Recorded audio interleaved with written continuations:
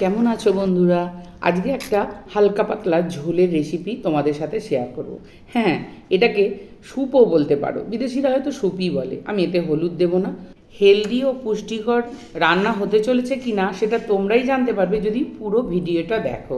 ব্যাস, এইটুকু বাটারের কিউব সামান্য দিয়ে একটু পটল আলু ভেজে না নিলে কেমন যেন গন্ধ ছাড়ে, তাই ওগুলোকে একটুখানি নেড়ে নিলাম। বাড়িতে যা সবজি থাকবে তাই দিয়ে দেবো, দিয়ে ভালো করে একটু নেড়ে চেড়ে জল দিয়ে নুন চিনি দিয়ে ব্যাস, আর একটু গোলমরিচ গুঁড়ো আর দারচিনি দিয়ে ফুটতে দিলে 10 মিনিট ফুটলো। ফোটার পর এবার মাশরুম আর ভাজা মাছ দিয়ে আরও 5 মিনিট ফোটাতে হবে।